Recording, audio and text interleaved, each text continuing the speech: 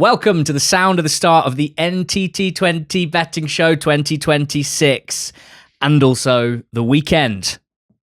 It's sponsored by Sky Bet and the Sky Bet EFL Building Foundations Fund. He's George Elek. I'm Ali Maxwell, making betting picks ahead of the FA Cup third round proper and some League One and League Two games, some of which are under threat of postponement this weekend, just like they were last weekend. It's for over 18s only, and betting comes with risks. So if you are thinking about placing a bet this weekend or any time, make sure you're aware of the risks that come with gambling. Gambleaware.org, the best place to brush up on them. George, hello, mate. New year, same BS. Looking tanned? Yeah. You are? Spain away. Spain away in December, who knew? And January. 9 days away in Spain, and it turns out the rain falls also in Spain, as well as the plane. How are you? I'm well. I'm good as well. Thanks. You are looking fresh. I had a haircut yesterday. That'll be it. Yeah. That'll be it. We've got an interesting prospect this weekend with the FA Cup third round proper. It is one of our, and particularly your, favourite weekends of the year. And I'm already looking forward to a section on the Monday pod where you get on an FA Cup soapbox and talk about how amazing it is and how people are mean about it, and they shouldn't be. So let's wait till then for that. All right, okay. In the meantime, we're looking for betting value. And you are focusing, can we confirm, just on the Cup this weekend? I am, yeah. I always think this is an interesting angle because unlike in league seasons where there is precedent and data to go by, with the FA Cup and any cup competition, there's much more kind of guesswork, I guess, in terms of comparing apples and pears, being clubs from different leagues, and also trying to predict which clubs will go strong and which clubs will go weak. And if you can accurately do that, then that gives you an edge too. So I would say, for the most part, there's probably, it's much more likely that prices will be wrong for this Saturday than basically any Saturday until we get to the end of the season, where then silliness comes in around permutations and whatnot. Exciting. Last time out, we snuck in the New Year Yankee pod. Didn't go that well. George did manage to pick Newport County to win their first home game since March, and they did so at 12-5, and George was on it, which was really nice stuff. Bristol Rovers and Cheltenham, also League Two long shots, didn't win against Barnet and Swindon, and nor did QPR against West Brom, so nothing back on the Yankee, but you did get that winner with the single on Newport, and I just completely whiffed on my 4 goal scorers. Lisby had a shot on target, not that dangerous. Jack Grimmer got an assist, not a goal. It's a shame. Omar Shomi, well, Bromley did score a set-piece goal, which I thought they would. It was from a long throw, but Cheeky got greedy with a hat-trick in that one. And then Kieran Green, it was the season for this, got rotated out, came off the bench for half an hour. Did he have a shot inside the 6-yard box in the next game? Yes, he did. As we knew he would. This weekend, let's do better. In the FA Cup, you're up for it. What's your nap? What's your best bet? Friday night nap. So apologies if you're listening to this on Saturday morning, unless this is lost, in which case, well done. Congratulations. I think Wrexham are a bet to beat Nottingham Forest at 11-4. Now, this price is coming quite a lot over the last couple of days, but I still think there is value to be had here. And I think Wrexham, from a home form perspective, have been really impressive recently. Their games have gone back to type, where we've been used to Wrexham home games being very end-to-end, very high scoring. There was a kind of a bit of a lull in October time when they were struggling for form, but we've recently seen a return to those end-to-end ways, including that 5-3 win on Boxing Day against Sheffield United, the 2-1 win against Preston, and they've been really impressive in recent weeks as well. The most taken I have been by them was the first half against against Blackburn on New Year's Day, where Blackburn, I know that Blackburn's league position suggests they're one of the worst teams in the league. I personally, having watched them quite a lot at home this season, that they generally look much better than that, and the underlying numbers would support that too. However, Wrexham were brilliant in that first half, despite having injuries to a lot of key players. Kiefer Moore being out doesn't seem to have impacted their attacking threat whatsoever. Sam Smith has come in and played incredibly well. And I mentioned at the top of the show, like with FA Cup betting, you're looking at motivation, I guess, as being a big part of this. You have to think, given the Wrexham project and where Wrexham want to go and their ambition, for them, the prospect of hosting a Premier League team who are in Europe at the moment, at home, is just a huge opportunity for them to lay a marker down and to, basically reach out to an even bigger audience in terms of what they want to do. I cannot see a world, even if Parky wanted to, where they would massively rotate here and play a weakened team and kind of roll over because of the prospects of getting in the playoffs.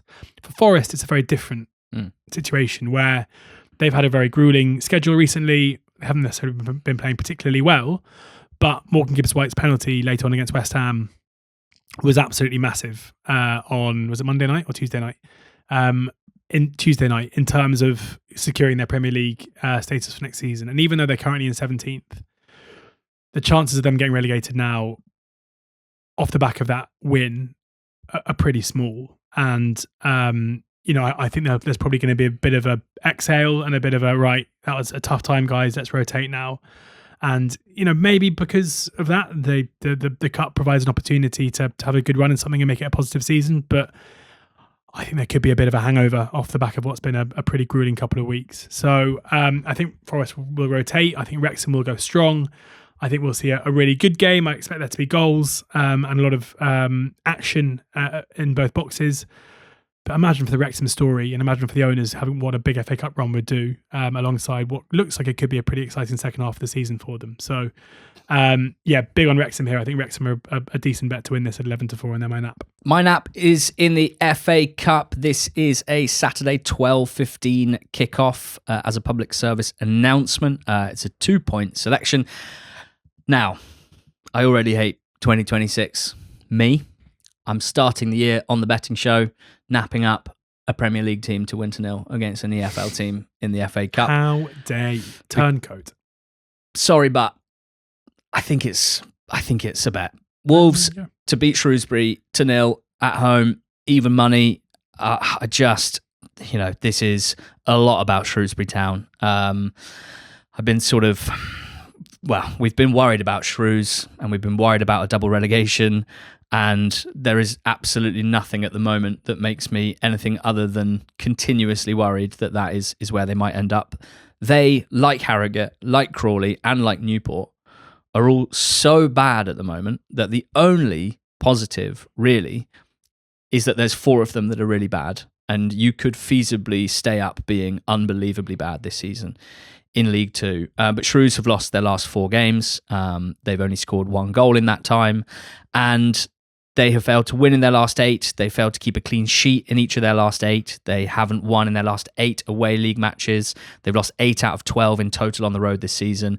This stuff's not that important for the bet, right? Wolves are 5 on, so you don't need to tell you why Wolves should beat Shrewsbury at home in the FA Cup. But the win to 0 part is what makes it, I think, value at even money. They have failed to score in 9 of their 24 League Two games. They've lost to 0 in 1/4 of their League Two games. They've generated the second lowest XG in League Two this season. They've had the fewest shots on target. They have the lowest XG per shot. So this is a team that has absolutely no idea how to create good quality chances, and they have a really poor squad and players who don't regularly take chances when they get them. In terms of set pieces, not a massive threat. They've got 3 big ugly centre-backs at the back, but they don't score many from set pieces. Only 6 League Two teams have scored fewer. And I guess if you're a League Two team away at Molineux, can we hit them on the counter-attack? Well, counter-attacking quality is still quite hard to measure. WhoScored.com does break down goals by set pieces, counter-attacks, open play, but I don't really know how they measure a counter-attack. And I think in the game right now, which is so transitional, I do sometimes think we need a better way to actually basically count transition goals or counter-attacking goals. Shrewsbury do play direct. We know that. We can see that they pump the ball forward. They almost never keep the ball at the back. But they go forward to John Marquis and George Lloyd generally. These are not great targets. They're not a great partnership. And Lloyd works very, very hard but has a poor goal-scoring record. Marquis has scored a lot of goals in the past, but is certainly not the player he once was. So I don't really trust them to hurt Wolves on the counter-attack, I guess is what I'm saying. They're massively up against it squad-wise. In the last league game, they had 5 subs, which included a keeper and a youth team player. 2 players got injured in that game. Plenty are still missing. I honestly think this is the last thing they need, this game. Last season, in the third round, 6 League Two teams played away from home in round 3 against either Premier League or Championship teams. 4 of them lost to 0. It barely needs saying, but the gulf between Premier League teams and League Two teams is absolutely huge. And between individual players, Premier League players and League Two players is absolutely huge. And also, on Wolves, famously quite bad, famously bottom of the league, but famously in their best run of form this season. Getting a bit better. Unbeaten in 3. Beat West Ham 2-0. Viva Rob Edwards. Have conceded 0.8, 0.3 and 0.9 XG in their last 3 games. So defensively, there has been a definitive improvement. And I think it sees them win 2-0 comfortably at home to Shrewsbury at even money. Former Shrewsbury player. Yeah. Rob Edwards. Finished his career there on loan from Barnsley. I know. He'll be gagging to get one over them. Because of that. George, what's your next best? Yeah, my next best is a game that I was initially worried could possibly be called off, but then I remembered that Borehamwood have a plastic pitch. Yes. So we should be okay. It's an interesting one, this. You've got a Borehamwood side who are clearly very good, flying high in the National League, every chance they're an EFL club next season, hosting Burton, who are a club in the relegation zone in League One. But when you look at the prices, Borehamwood are 21-20 to win this game. With Burton 9-4 and the draw 12-5. So my next best are Burton. Purely based on, this is one of those where you've got to analyse the quality gap between different leagues. And this is just quickly, I remember you talking about Borehamwood beating Newport 3-0 in the last round, and how short they were as a National League team against a League Two team, and you talked about that and kind of top National League, bottom League Two. You actually used that game as a launch pad for a discussion about 3 up, 3 down. Yes. So we're back on Borehamwood. Yeah. I'm excited about it. In that sense. Haven't they won like 15 games in a row as well? Yeah, they're a good team. Good side. Good team. Good team and good form. Garrard, good manager. Yeah, but these prices suggest that there is little to choose between them, or even Borehamwood are the better side. I mean, Burton obviously don't come into this in great form. They've lost 3 consecutive games, although they did beat Northampton Town 5-1 on Boxing Day, which wasn't very long ago. And those defeats, one of them was against Reading, who are in very good form. Last time out against Argyle obviously wasn't particularly good. And in terms of injuries, Tyree Shade is seemingly out. He's been a big player for them so far this season. Jake Beasley wasn't in the squad against Argyle, which isn't ideal. But I'm just kind of willing to take on the notion that this Burton Albion team will be outclassed by a National League side. I think, given the run of form that Borehamwood are on, given what they did to Newport last time, I can understand why they're so ahead of steam here. But I just think it may have gone too far. And I think that the League One quality here is possibly being underestimated. And even, Gary Bowyer versus Luke Garrard in itself is a matchup we're having here. So, yeah, pure price thing. I think Borehamwood would have to be too short, and Burton to win at 9-4 is my next best. Alrighty. Goal Scorer Corner returns. An enjoyable addition to the betting show in 2025, a profitable one to boot. I got 3 wide boys this week in Goal Scorer Corner. We'll start with Kyrese Lisby, 1 point anytime for Colu at Chesterfield at 11-4. I will stop playing Ultimate Lisby at some point. Obviously picked him in the Yankee last time out. But when the heart wants it, and the head wants it, and the gut wants it, that's when you've got to play. And that's because Lisby, as I've said repeatedly over the last month or two, has consistently proven himself to be a massive goal threat. And we're having a discussion on a group chat this morning about Premier League strikers and goal scorers. And essentially, I think that strikers just aren't as big a deal in football as they have been at any point in history. And we are still, as a hangover from them being so important in history, like we are still preconditioned to think that strikers are the most important player in a team, the most important player to sign because they score the goals, and goals are what win teams games. Actually, I don't think right now in football, certainly in the Premier League, but I think it drips down as well, I don't think goal scorers are to the same extent the ones who are the main goal threats. And I think when it comes to Colchester and a player like Lisby, we're often getting wide players now who are being coached that with speed and being able to attack the box from other areas other than already being in that fixed number 9 spot, you can get seriously good goal scoring opportunities. This is, kind of an extension of what I talked about the last couple of weeks with those who get a lot of shots within the 6-yard box, and it's often not number 9s. It's people like Kieran Green, it's people like Kyrese Lisby, it's people like Jack Grimmer. It can come from anywhere. Your starting position can be basically anywhere on the pitch. And if your job, when the ball is wide or when the ball is in and around the box, is to just put your head down and crash the 6-yard box, you are going to get good chances. And that's what happens with Lisby consistently. But this is also about the fact that last time Colchester played Chesterfield, they won 6-2, and Lisby was Chesterfield's kryptonite because he is probably the speediest player in League Two, and because he's so good at running in behind, but also crashing the back post and scoring tap-ins. If you have fullbacks and or centre-backs that are not switched on, or perhaps a little old and creaky, not the quickest, you're going to have a huge issue, and there's really not much you can do about it. And Chesterfield's defence has pretty consistently for the last few years been pretty old, pretty creaky, and they've got a bit of an injury crisis there as well, bringing in Swinkles and Curtis on Sunday, and they went straight into the team, but quite a few absences in their back line. So Lisby, I still think, is good value at 11-4. I'm backing him with 1 point of my staking plan. And then 2 more. Othman Mama of Watford. He's 11-2 anytime with Sky Bet. I'm putting 3/4 of a point on him to score anytime at Bristol Rovers, at Bristol City in the FA Cup. Watford have been sparkling recently. I admitted on the Monday pod that I've been just absolutely loving Watford FC over the festive period, and I don't see why they would just suddenly slow down away at Bristol City. For Mama, anytime he's landed in 3 of his 10 league starts, but he's very visibly been improving kind of month on month. He's had a shot on target in 7 of his 10 league starts as well.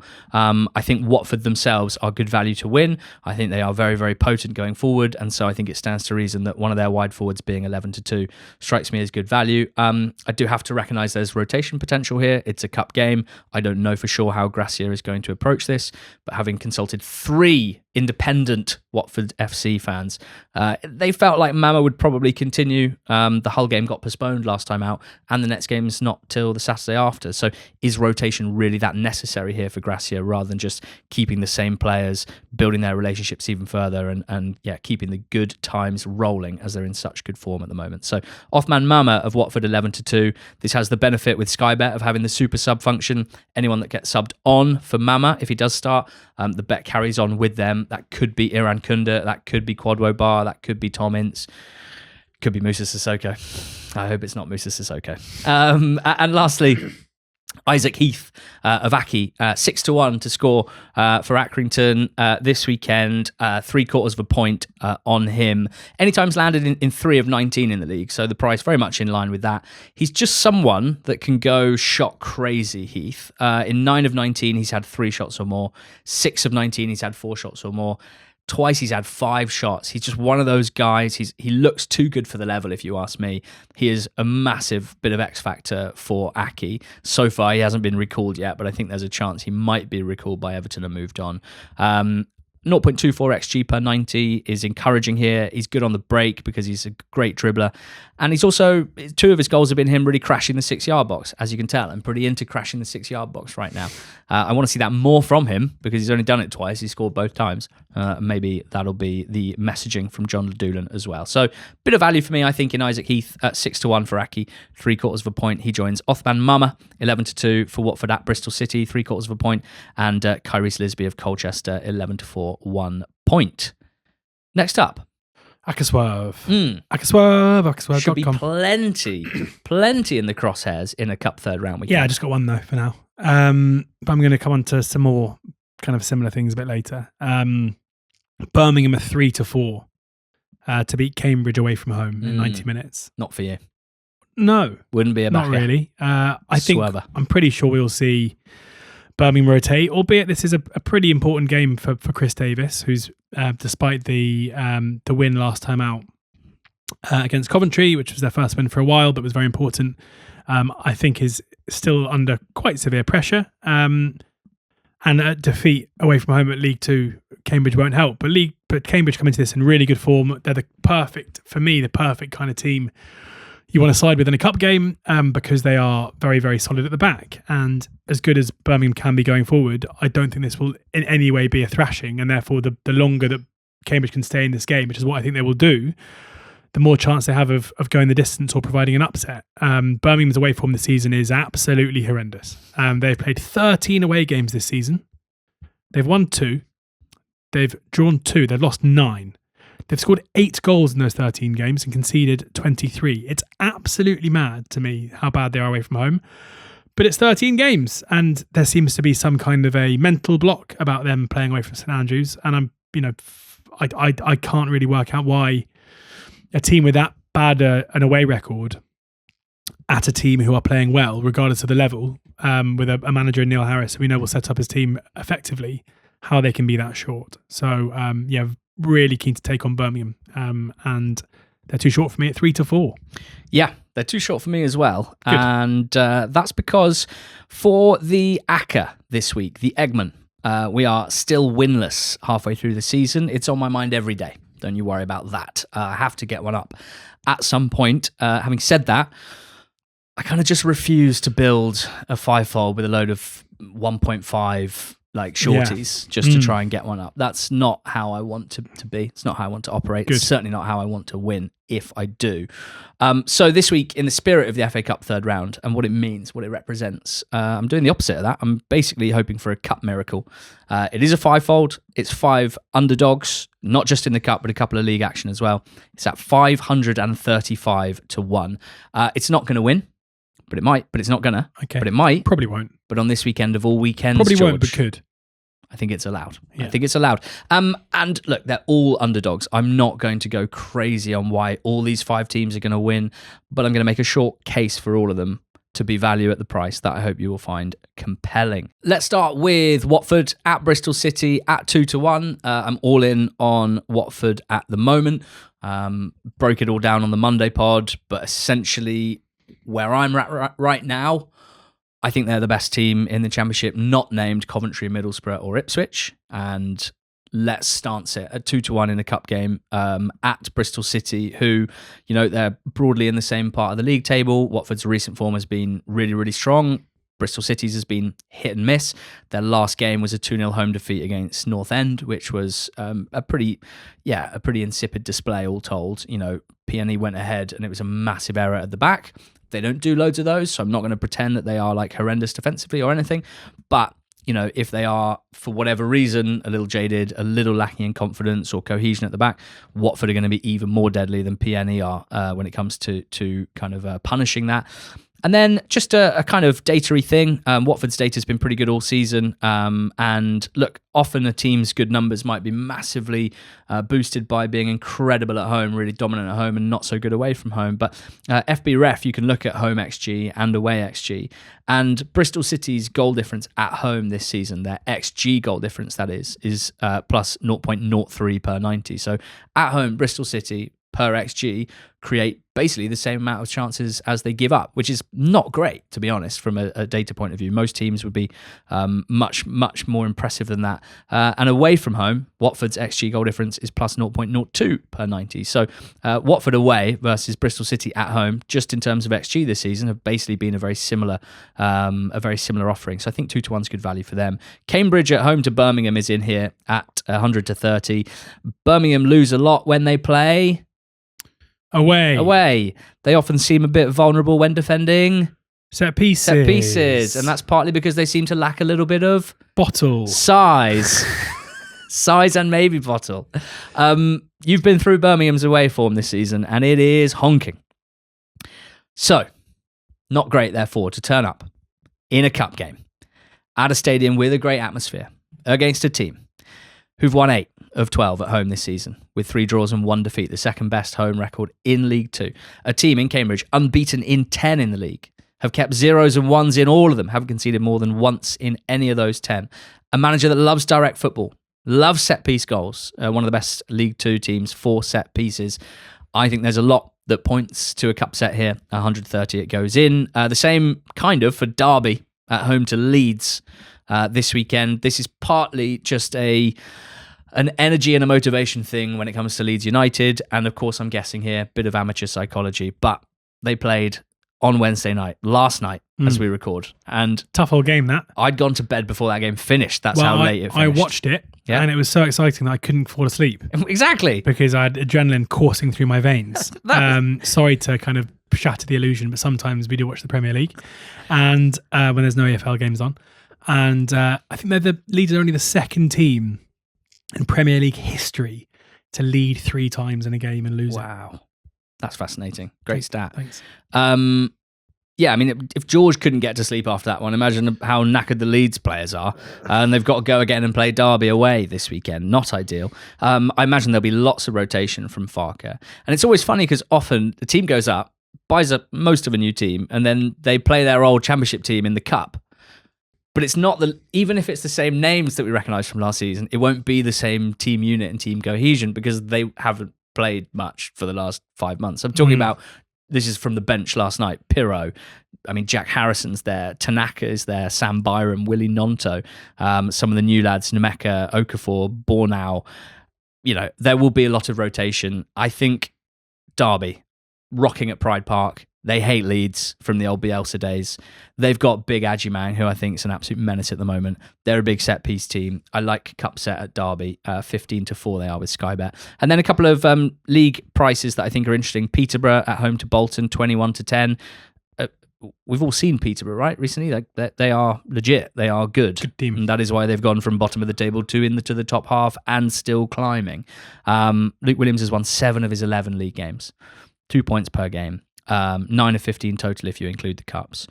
Against a Bolton team who we've been saying for most of the season are the best team in League One, and they just have refused to stand up and back that opinion up with points and wins, particularly away from home, where they've won twice in 11.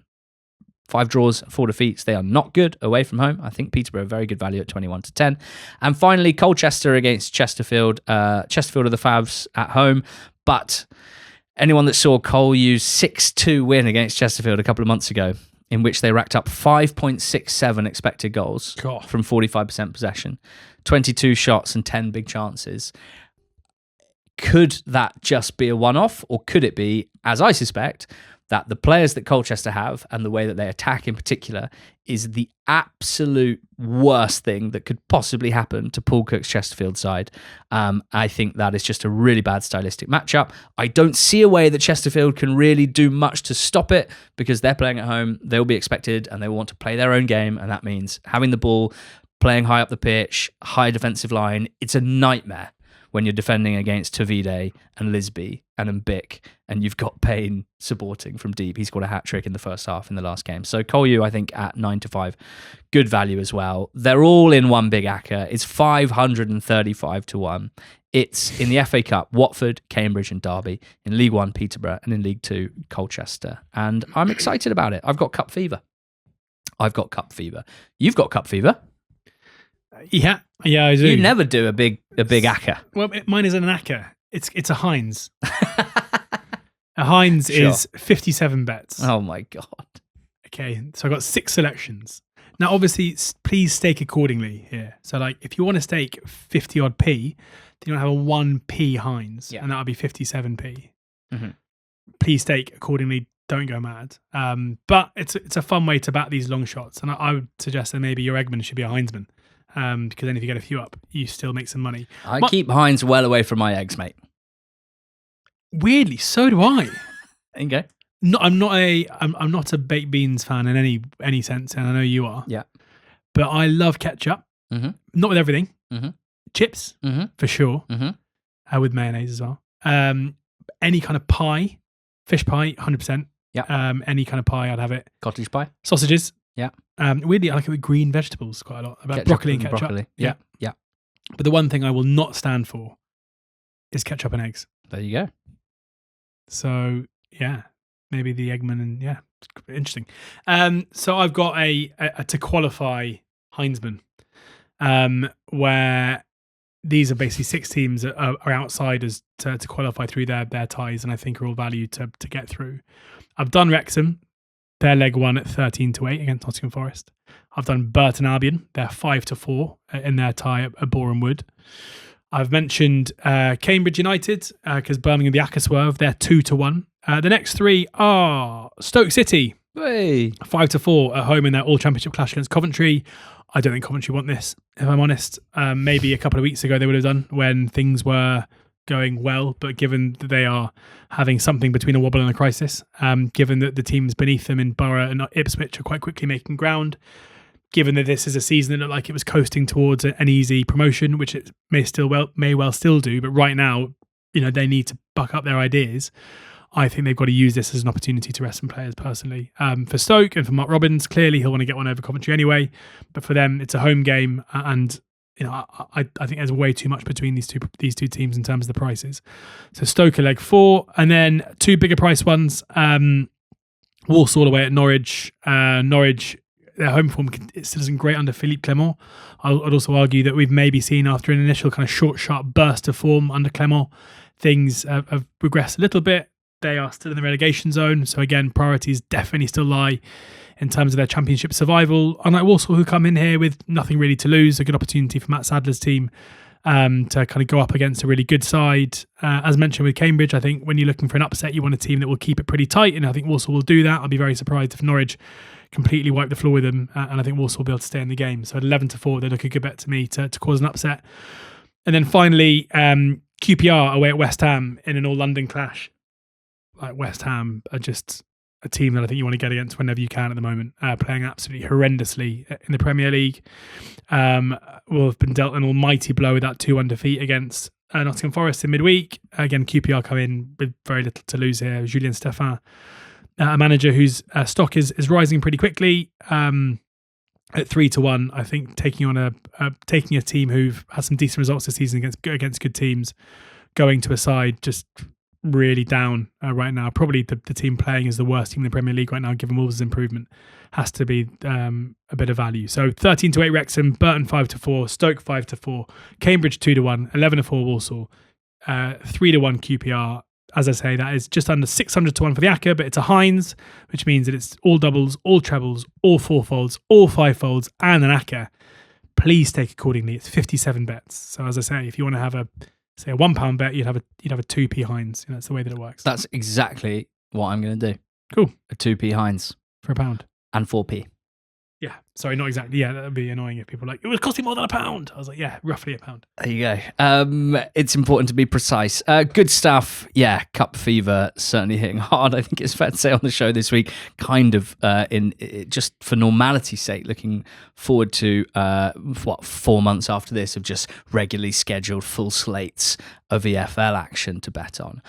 We've got a goals double, as we always do when it's cup time. Cup games can go kind of crazy. Yeah. Which one's going to go kind of crazy this week? It's an over 4.5 and an over 5.5 goals double. What's your game that you're adding into the mix? Sheffield United versus Mansfield. Oh, the Nigel Clough derby. The Cloughy returns to Bramall Lane. The Louis Reed derby. Yeah. Anyone else? I'll get back to you. I think that Blades under Wilder this season, it's a pretty good place to go for goals, really. We had that 5-3 against Wrexham on Boxing Day. Plenty of other occasions. They put 3 past Leicester last time out. They're basically scoring a lot of goals against championship defences. So when Mansfield come to town, and this is Sheffield United are a team with a lot of depth as well in attacking areas. I think we'll see them score a lot of goals. I see no reason why Mansfield won't go down swinging here as well. I think Clough will commit men forward. We saw them beat, was it 3-2 a couple of weeks ago in Barnsley. Yeah, I don't see why this would be a cagey game. It feels primed to me to be one of those kind of high-scoring cup games, which Sheffield United will probably win, but I think they'll concede. And it's not really priced up that way. 4-1 over 4.5, 9-1 over 5.5. It's not being priced up as a dead cert for goals, and I think it will be that. Oh my God. What? FB Ref? Yeah. I thought I knew everything that it offered because I'm on it most of the day.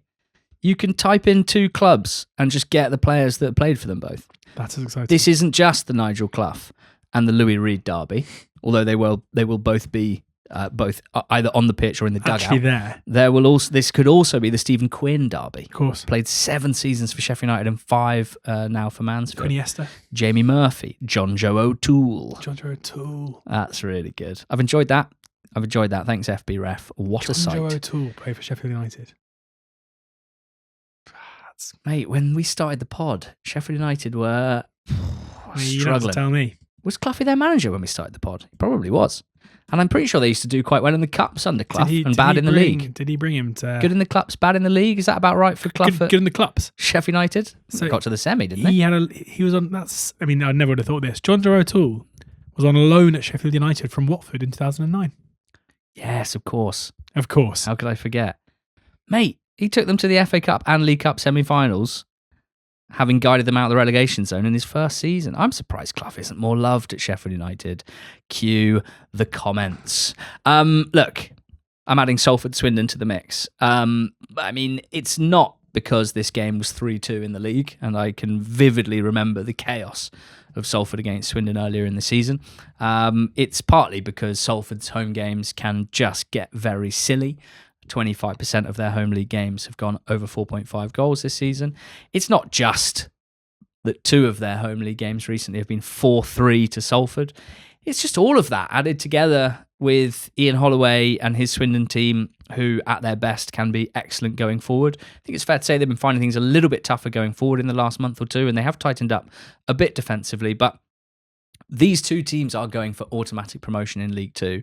These 2 teams are, Salford are allegedly, or rather reportedly, or rather rumouredly, going to spend January spending money like it's going out of fashion.